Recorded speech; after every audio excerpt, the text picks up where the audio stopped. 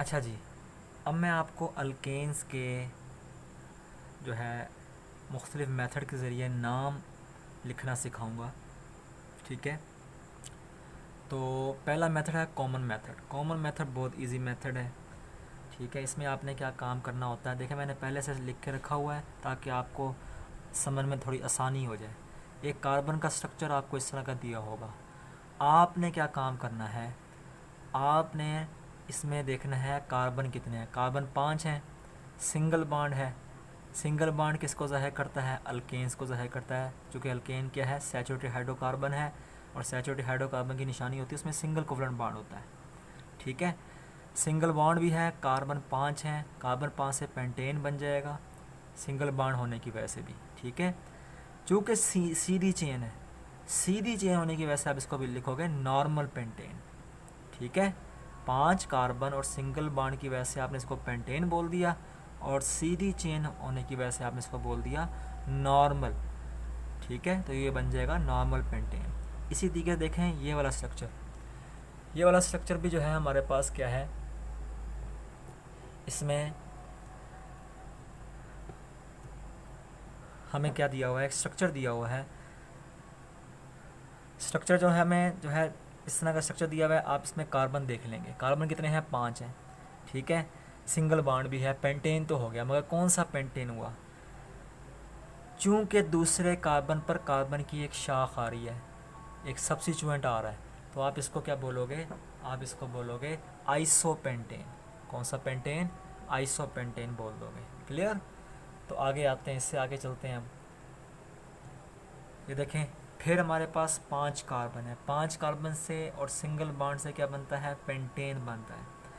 मगर जब दूसरे कार्बन पर कार्बन की 2 ब्रांचेस आ जाएं, 2 सब्स्टिट्यूएंट आ जाएं, ठीक है, 2 कार्बन की शाखें आ जाएं, तो वो बन जाती है नियो चेन।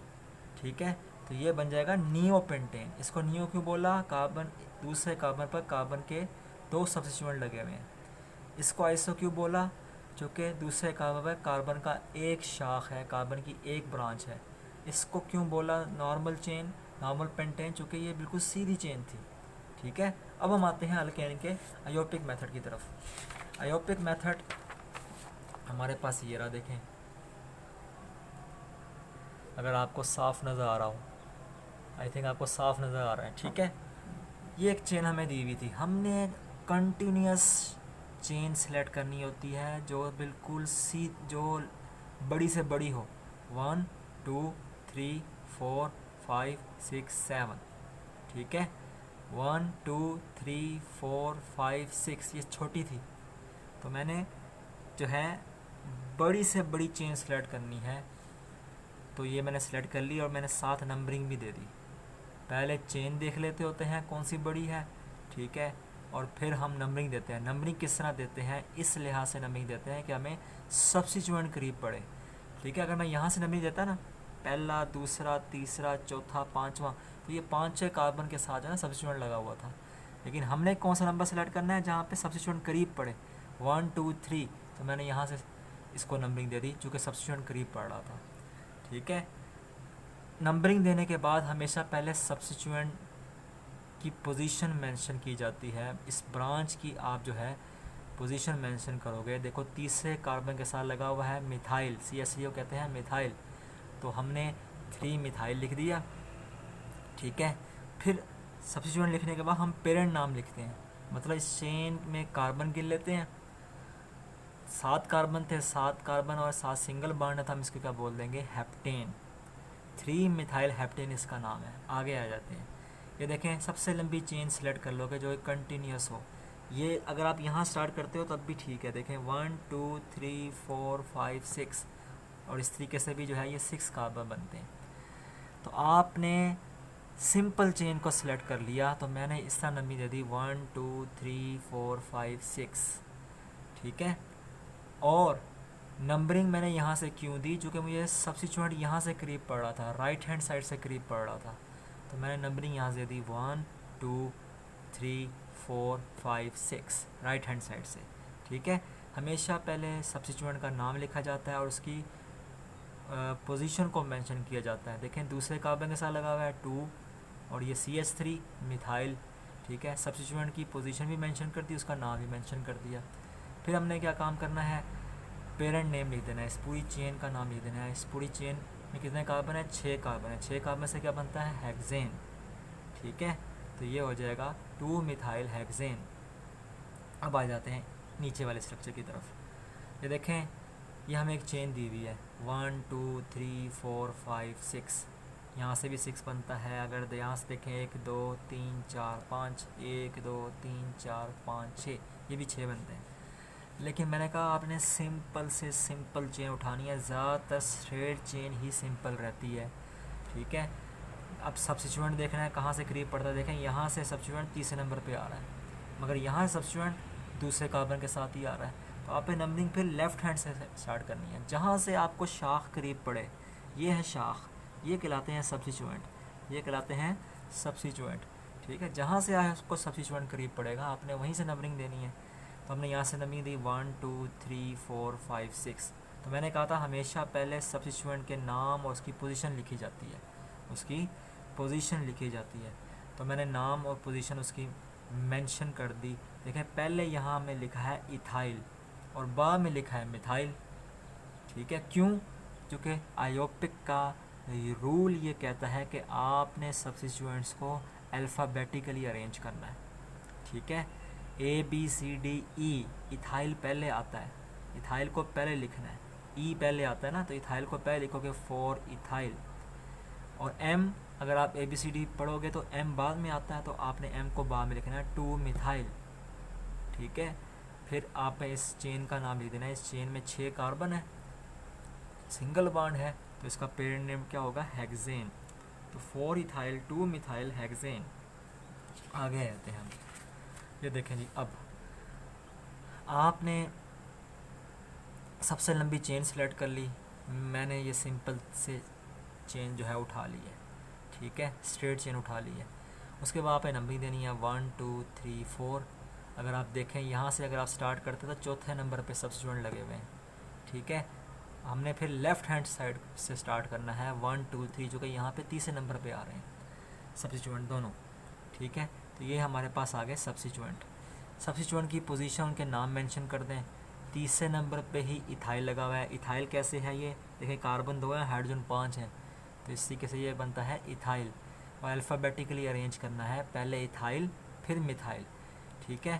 3 इथाइल 3 मिथाइल और फिर पेरेंट नेम आ जाएगा हेक्सेन, 6 कार्बन से हेक्सेन। फिर हमारे पास देखें एक और स्ट्रक्चर आ रहा है 1 2 3 1 2 3 4 1 2 3 4। तो मैंने सिंपल चेन को उठा लिया, ठीक है। अगर आप देखें यहाँ पे भी सब्स्टिट्यूएंट दूसरे नंबर पे और यहाँ पे भी सब्स्टिट्यूएंट दूसरे नंबर पे आ रहा है, दूसरे कार्बन के साथ आ रहा है। तो आयोपिक का रूल ये कहता है कि आपने राइट हैंड साइड को एडवांटेज देना है। तो हमने राइट हैंड साइड से स्टार्ट कर दिया 1 2, ठीक है। राइट हैंड साइड से नंबरिंग स्टार्ट की 1 2 3 4। तो एक सब्स्टिट्यूएंट लगा हुआ है किसके साथ, या जो है दूसरे कार्बन के साथ, और दूसरा लगा हुआ है तीसरे कार्बन के साथ। तो मैंने लिख दिया 2 3 2 3, ठीक है। और साथ ही ये देखो 2 मिथाइल हैं, 2 सब्स्टिट्यूएंट हैं, तो आपने लफ्ज़ इस्तेमाल करना है डाई का, तो ये बन जाएगा di methyl. 2 3 di methyl, 2 methyl हैं, ठीक है। फिर आप पेरेंट नेम लिख दोगे, ये क्या बनता है, ब्यूटेन बनता है। क्लियर? तो यहाँ तक मेरे ख्याल से आपको समझ आ गया होगा।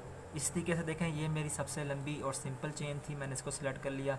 नंबरिंग मैंने दी 1 2 3 4 5, नंबरिंग मैंने दे दी, ठीक है। और उसके बाद मैंने क्या काम किया, देखें अब नंबरिंग भी मैंने यहाँ राइट हैंड साइड से दिया, वरना हम वहाँ से भी तो दे सकते थे।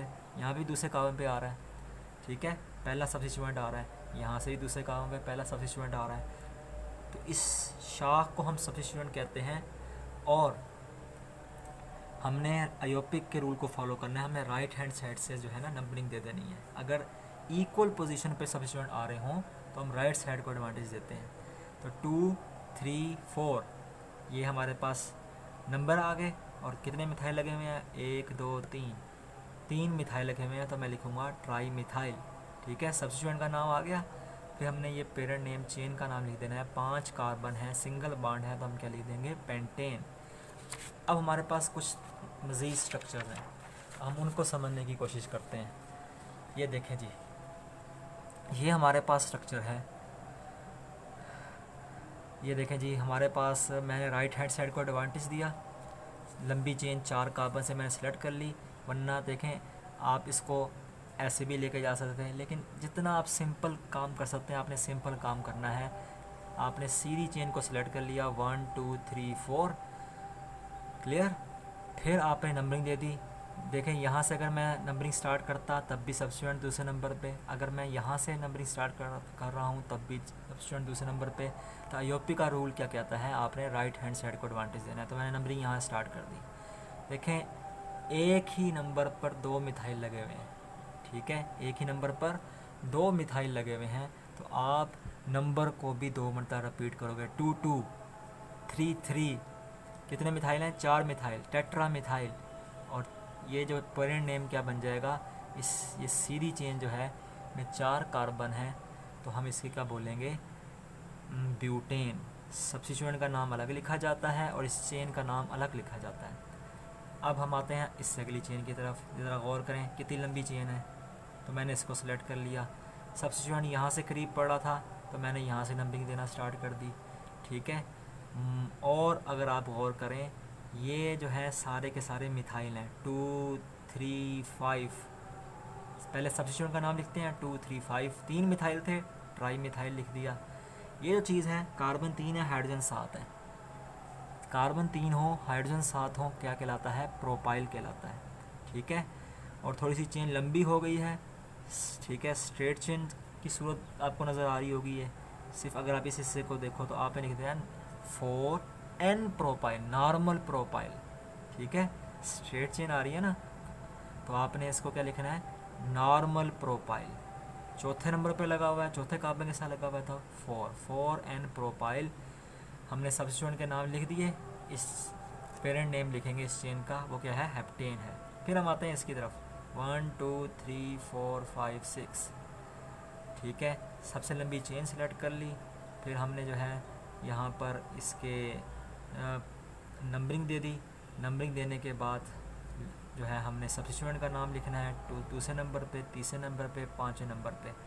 3 मिथाइल हैं, ट्राई मिथाइल।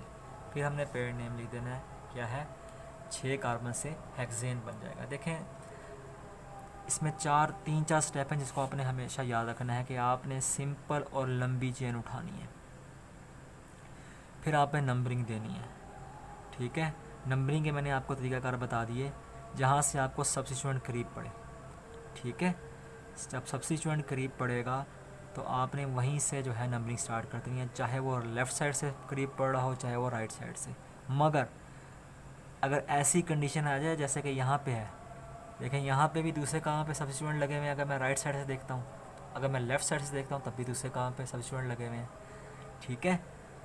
अगर इक्वल पोजीशन पे सब्स्टिट्यूएंट लगे हों तो हम राइट हैंड साइड को एडवांटेज देते हैं, राइट हैंड साइड से नंबरिंग स्टार्ट करते हैं, ठीक है। नंबरिंग दे दी, लंबी चेन सेलेक्ट कर ली, सिंपल चेन सेलेक्ट कर ली, 2 काम हो गए। तीसरा काम, पहले हमेशा सब्स्टिट्यूएंट का नाम लिखा जाता है, जैसे कि मैंने लिखा 2 2 3 3, 4 मिथाइल थे, ठीक है, 4 सब्स्टिट्यूएंट थे तो टेट्रा, 3 सब्स्टिट्यूएंट हो तो ट्राई, 5 सब्स्टिट्यूएंट हो तो पेंटा, ठीक है।